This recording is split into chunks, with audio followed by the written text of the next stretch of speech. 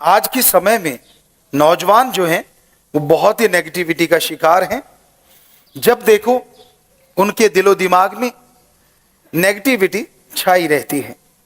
कोई भी कार्य करना हो, पहले उसकी असफलता का डर दिलो दिमाग में छाया रहता है। कोई बिजनेस करते हैं तो ये ध्यान रहता है कहीं मैं असफल ना हो जाऊं। कोई भी काम धंधा करते हैं, कभी ये सोच के नहीं कि हां मैं सफल हो जाऊंगा, बल्कि हमेशा उनके अंदर यही रहता है, नहीं सफलता मुझे नहीं मिलेगी, मैं पढ़ाई में पास नहीं होऊंगा, मेरी मेरिट नहीं आएगी। गेम खेलने जाता है, नहीं मैं जीत नहीं पाऊंगा, मैं मेडल नहीं ला पाऊंगा। तो इसे कहते हैं नेगेटिविटी। और इसे दूसरे शब्दों में कहें तो आत्मिक कमजोरी कहा जाता है। जब आत्मा को खुराक नहीं मिलती तो इंसान की सोच भी कमजोर हो जाती है। इंसान यही सोचता रहता है कि हां मैं कुछ नहीं कर सकता। आप ऐसा क्यों सोचते हैं? क्यों आती है आपके अंदर नेगेटिविटी? क्यों होता है यह सब? तो इसकी वजह क्या है? क्यों इंसान सोचता है ऐसा? इसका कारण सिर्फ एक है और वो है आत्मिक कमजोरी। इंसान के हौसले पस्त हो जाएं। जब इंसान नेगेटिव सोचता है तो उसका एकमात्र कारण होता है कि उसके अंदर की आत्मा कमजोर हो चुकी है, बलवान नहीं है। हर बात पे नेगेटिव सोचता है, हर बात गलत तरफ लेके जाता है। यहां तक कि बड़े बुजुर्गों के अंदर भी ये चीजें पाई जाती हैं। आपका बच्चा कहीं सफर कर रहा है, यात्रा पे है, तो आप उसका नेगेटिव पहले सोचेंगे। कहीं एक्सीडेंट ना हो जाए, कहीं चोट ना लग जाए, कहीं गलत जगह ना पहुंच जाए, इत्यादि इत्यादि। मां बाप ये भी तो सोच सकते हैं, नहीं यात्रा बिल्कुल सही होगी, सही जगह पहुंचेगा, क्योंकि उससे पॉजिटिव रेज निकलती हैं। लेकिन ये तब तक नहीं निकलती जब तक आदमी के अंदर आत्मबल नहीं होता। और आत्मबल बाजार में कहीं से मिलता नहीं। आत्मबल के लिए कोई दुकानें नहीं खुली हुई। जिस तरह कोई भी आप साजो सामान लेते हैं, उसकी दुकानें हैं। आप सब्जी लें, रोटी लें, खाना खाएं, कुछ भी लें, यहां तक कि आपके सिर दर्द है, शरीर में कोई परेशानी है, डॉक्टर हैं, मेडिकल के स्टोर हैं। लेकिन कहीं भी जाओ, किसी भी स्टोर पे जाइए, पूरे वर्ल्ड में आपको आत्मा की दवाई नहीं मिलेगी जिससे आत्मबल बढ़ जाए, जिससे विल पावर बढ़ जाए। ऐसी दवा कहीं नहीं मिलती। पर क्या ऐसी दवा होती है? होती है तो कितनी महंगी होती होगी? जरा सोचिए। इंसान के अंदर हौसला आ जाता है, इंसान हारी बाजी जीत जाता है जब आत्मबल होता है। और यह भी देखा जाता है जब यह आत्मा को खुराक मिल जाती है तो मरते हुए लोग फिर से जिंदा हो जाते हैं। तो इंसान सोचता है वो दवा बहुत महंगी होगी, क्योंकि ये दवा तो सबसे अलग है। मृत संजीवनी कह सकते हैं कि मरे हुए को जिंदा कर दे, हारी बाजी जिता दे। कौन सा बिजनेसमैन नहीं चाहेगा ऐसी दवा लेना? कौन सा बच्चा नहीं चाहेगा कि फेल से सीधा मेरिट पे ले जाए? और गेम में कहां आप तहसील स्तर पे, स्कूल स्तर पे हारते हैं और कहां नेशनल में गोल्ड मेडल आ जाए, या फिर वर्ल्ड में आप क्वालिफाई कर जाएं, आगे निकल जाएं। कौन नहीं चाहता ऐसी दवा? तो आप लोग सोचते होंगे गुरुजी ललचा रहे हैं। नहीं, ऐसी बात नहीं है। पर आपकी सोच बताते हैं कि वो दवा कितनी जबरदस्त है और वो दवा कितनी कमाल की है, जो एक है और अनेक काम कर देती है।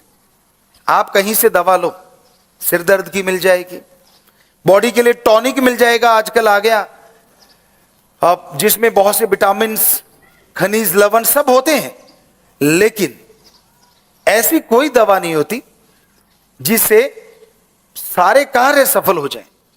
तो ऐसी एक दवा है जिसे कहते हैं राम का नाम, ईश्वर की भक्ति, गुरु मंत्र, मेथड ऑफ मेडिटेशन, कलमा, शब्द, गुरु मंत्र, उसके और भी हजारों नाम होंगे।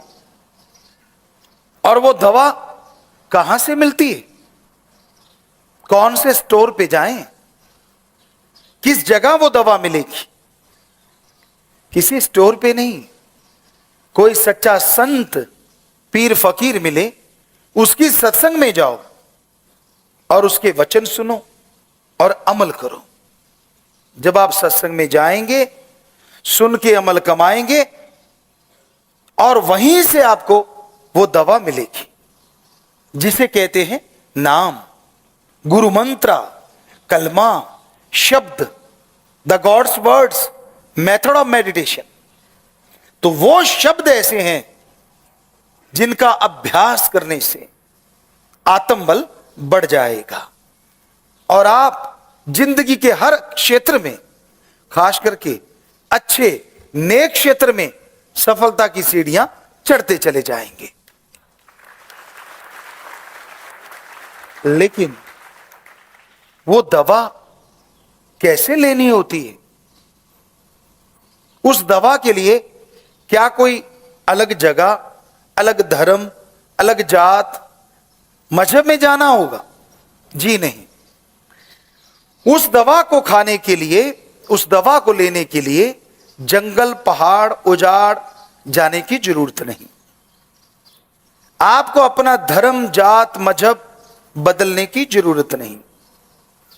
जिस भी धर्म को आप मानते हैं, जिस भी कपड़ों में आप रहते हैं, आप रह सकते हैं। बस उस दवा को लेने के लिए थोड़ा समय निकालना होगा। जैसे आप सुबह सवेरे वॉक करते हैं, जिस तरह सुबह सवेरे घूमते हैं, आप घूमते रहिए, वॉकिंग करते रहिए, लेकिन ख्यालों से, अपनी जीभा से वो मंत्र, वो शब्द, वो कलमा दोहराते रहिए। आपको यकीन नहीं आता होगा, ऐसे कैसे संभव है? थोड़े से शब्द आपको इतनी शक्ति दे देंगे? ये कैसे हो सकता है? ये नहीं हो सकता। आपके अंदर इस तरह के विचार आ रहे होंगे। तो कहा करते हैं, हाथ कंगन को वारसी क्या और पढ़े लिखे को फारसी क्या। आप सत्संग में जब आएंगे तो संत वो शब्द, वो मेथड आपको बता देंगे और बदले में आपसे कभी कुछ नहीं लेंगे।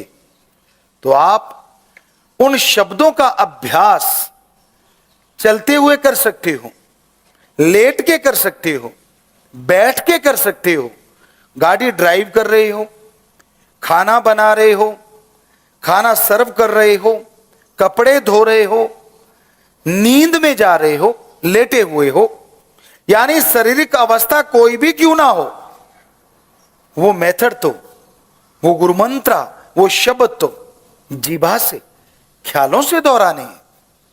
उसमें तो कोई दिक्कत आने वाली नहीं है। तो ऐसा अगर आप निरंतर करते रहेंगे तो आपका आत्मबल बढ़ता जाएगा। पर हो सकता है आप में से बहुत से ऐसे लोग हों जो यह सोचते हो कि ये आत्मबल जल्दी बढ़ाना हो तो क्या करें।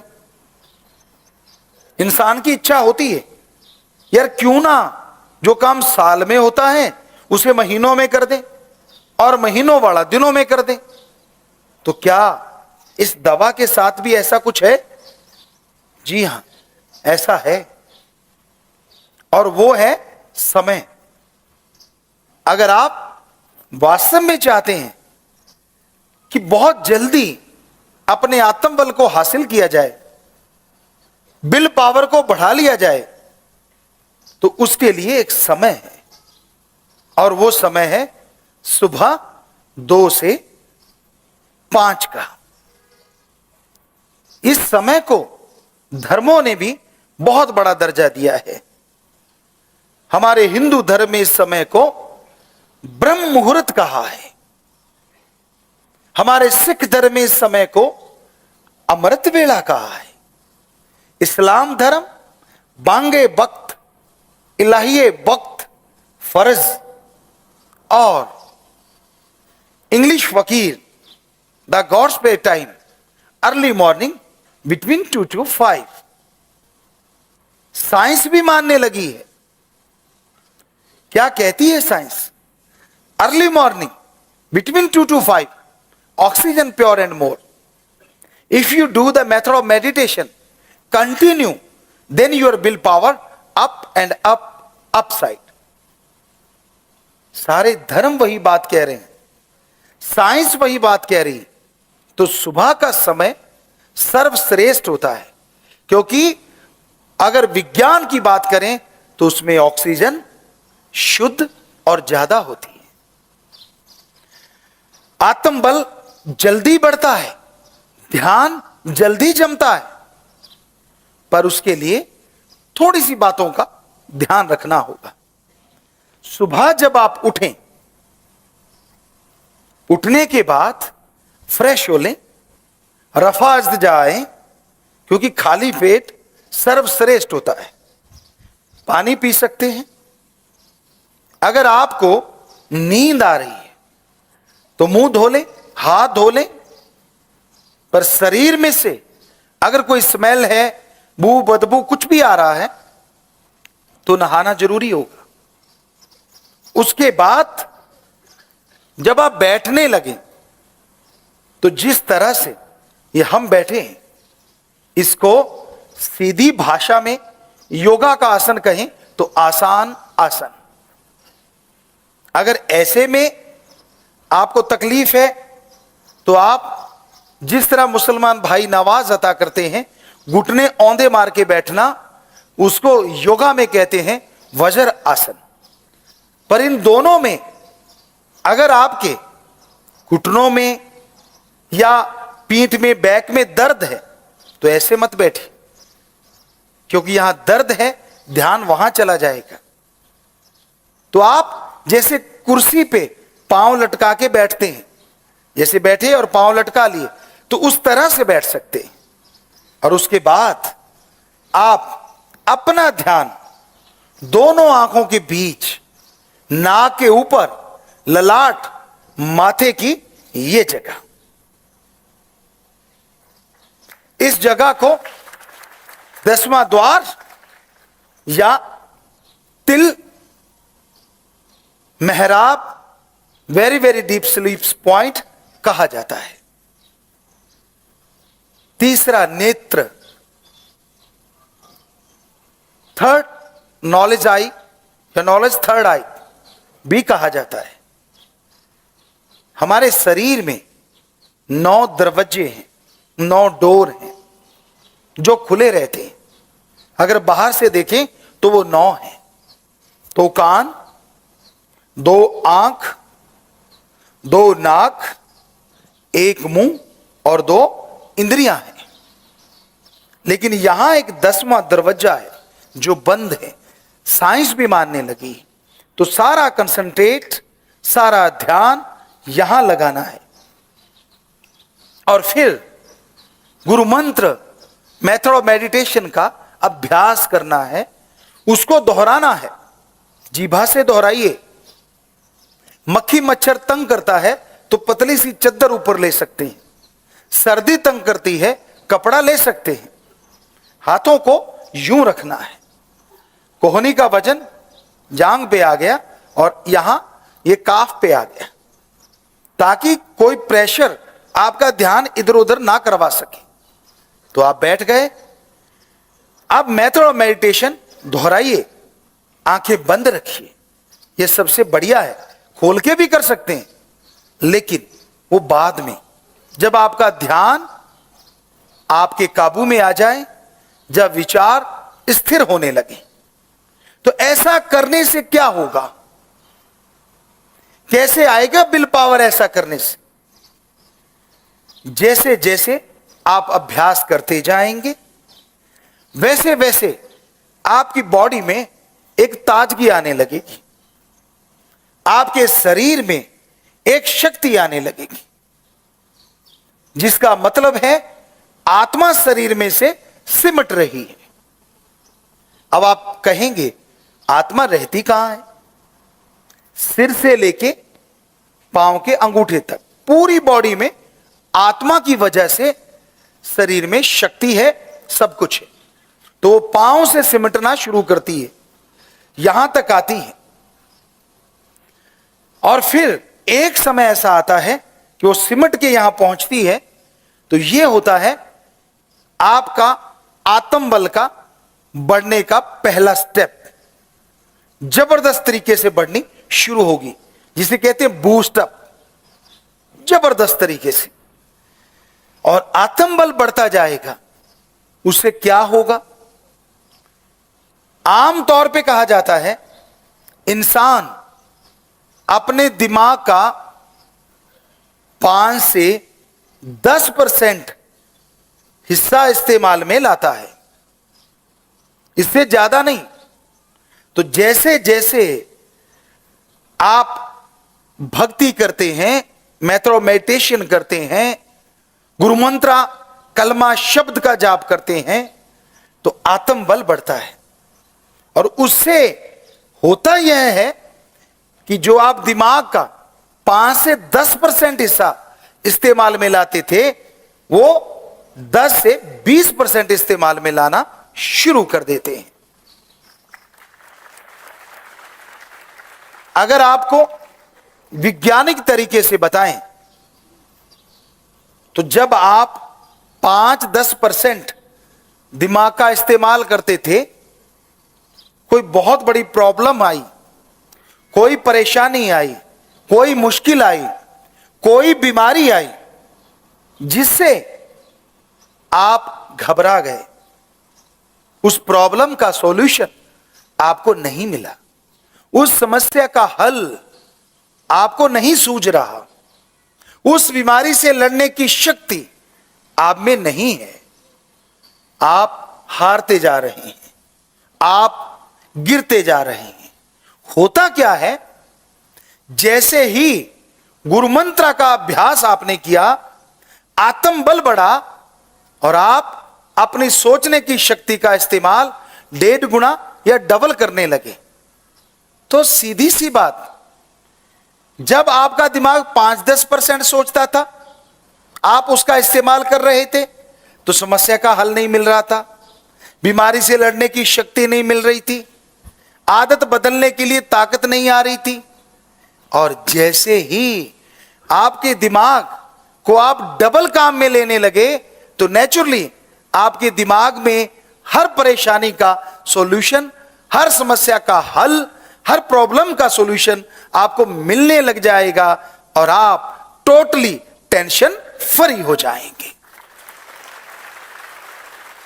तो इस तरह से आत्मबल मिलता है, और वो आत्मबल बाहर नहीं, आप सबके अंदर है। आपको ज्ञान नहीं है, आपको पता नहीं है, जिसकी वजह से कभी कोई विचार आप पे हावी हो जाता है, कभी कोई विचार हावी हो जाता है। आत्म बल का ढेर होते हुए भी आप कंगाल रहते हैं, आपके अंदर आत्मिक शक्ति होते हुए भी आप परेशान रहते हैं, आप खुशियां हासिल नहीं कर पाते। सब कुछ होते हुए भी आपको लगता है मैं तो कुछ भी नहीं हूं, नेगेटिविटी का आप शिकार हो जाते। तो आत्म बल आपके अंदर है ना हैरानीजनक बात। इसके लिए हम आपको एक कहानी सुनाते हैं, सच्ची कहानी, सच्ची बात। एक बहुत अमीर आदमी था, वो मरने लगा, जुबान बंद हो गई, बहुत पैसा था, पुराने समय की बात, हीरे जवाहरात अशरफियां, वो दबा गया, और बता नहीं पाया, मर गया। बच्चे मजदूरी करने लगे। उनके बाप का एक दोस्त आया, घर पूछ के वहां पहुंचा, देखा बड़ा ही खस्ता हाल है। वो दंग रह गया। बच्चों को बुलाया, कहने लगा भाई क्या हुआ, आपके पिता तो बहुत अमीर थे और आपका ये हाल। कहने लगी जी कौन से अमीर, कुछ नहीं छोड़ के गए हमारे लिए। हम तो मजदूरी कर रहे हैं, मेहनत कर रहे हैं, तो पेट भर रहे हैं। वो कहने लगा नहीं, मैं बताऊं, आपके खजाना है, हीरे जवाहरात माणिक अशरफियां ढेरों हैं आपके पास। कहने लगे कहां? तो उस दोस्त ने बताया, मेरे मित्र ने बताया था, घर में कहीं दबी हुई। घर बहुत बड़ा था। बच्चे मेहनत करने लगे, खोदने लगे जगह, और खोदते खोदते खोदते खोदते आखिर लास्ट में उन्हें वो घड़े मिल गए और वो अमीर हो गए। तो उसी तरह आत्म बल, विल पावर आप सबके अंदर भरा हुआ है, लेकिन आप कंगाल हैं। आपको पता ही नहीं है कि आपके अंदर इतनी शक्ति है, इतनी शक्तियां आपके अंदर मालिक ने भर रखी हैं। तो आपके उस भगवान का कोई दोस्त जो कि संत होता है, वो आए और आपको बताए कि बेटा तेरे अंदर जो खजाना भरा पड़ा है, तेरे अंदर जो आत्मबल बेइंतहा है, उसको निकालने का ये तरीका है। तरीका गुरु मंत्र, मेथड ऑफ मेडिटेशन, वो दे दे और बदले में एक भी पैसा ना ले। आप उसका अभ्यास करें तो जरूर आपके अंदर का दवा खजाना आपको मिलेगा।